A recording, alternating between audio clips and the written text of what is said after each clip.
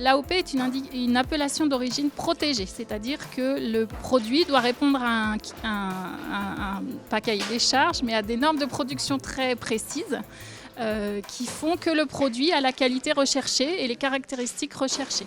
C'est en ça qu'il est vraiment lié, enfin le produit est vraiment lié à un terroir donné, à une origine géographique, et c'est ce point-là qui est extrêmement important.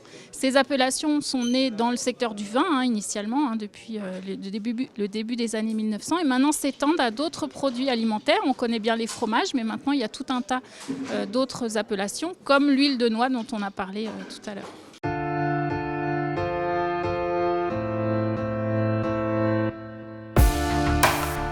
L'AOC est la démarche française, et le nom de la démarche française. Il y a l'équivalent en Italie et l'équivalent en Espagne. Et ces démarches ont été harmonisées, disons, au niveau européen, sous l'appellation AOP ou IGP, pour gagner en capacité de négociation internationale notamment, ce qui est extrêmement important, mais aussi de protection des appellations sur les différents marchés des pays membres de l'Union européenne.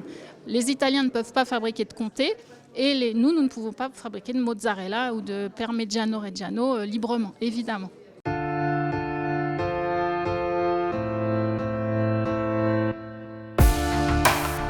C'est un enjeu évidemment extrêmement important. Il faut savoir que les pays anglo-saxons ne reconnaissent pas du tout cette notion d'indication géographique, à part dans le secteur du vin, et ça pose un certain nombre de questions, puisque les Américains, par exemple, déposent des marques qui peuvent s'appeler Comté, Roquefort, Roblochon, et les producteurs français ne pourront plus exporter là-bas puisque la marque est déjà déposée. Donc ça pose un certain nombre de questions, et le fait que l'Union européenne défende ces indications géographiques dans ses accords va pouvoir limiter cet aspect-là et petit à petit regagner des parts de marché qui nous ont été, disons, dérobées, on va dire, par des imitateurs ou des produits très, très proches. De contrefaçon, c'est ça. Avec, par exemple, en Australie, on peut trouver la feta avec 2 T. Alors que la dénomination originale n'a qu'un T. Mais du coup, le consommateur est alors là encore plus perdu qu'en France sur ce type de démarche. Donc c'est des enjeux extrêmement importants au niveau international. Même si les volumes exportés sont assez faibles, c'est quand même un point extrêmement important.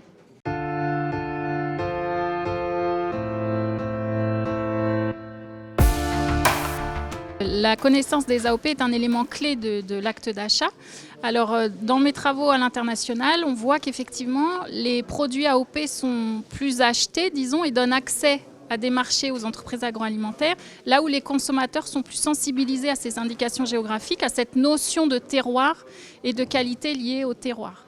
Et c'est pour cela que nos travaux, les résultats qu'on obtient, justifient quelque part la politique de l'Union européenne d'aller négocier et d'inclure dans les accords internationaux des indications géographiques pour les faire connaître aux consommateurs dans les pays de destination.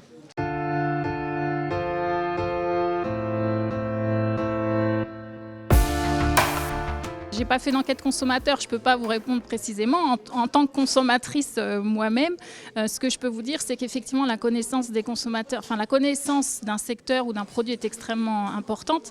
Et le tourisme, ou en tout cas la visite des lieux de production est un élément clé, évidemment. Quand on connaît une appellation, qu'on met un visage derrière le produit qu'on peut acheter en magasin, c'est effectivement gagné. D'où l'importance des portes ouvertes, comme nous a dit le producteur d'huile de noix, de visiter un moulin. Ça laisse évidemment des traces qui permettent de déclencher l'acte d'achat, évidemment quand on peut se permettre quelques dépenses supplémentaires au quotidien.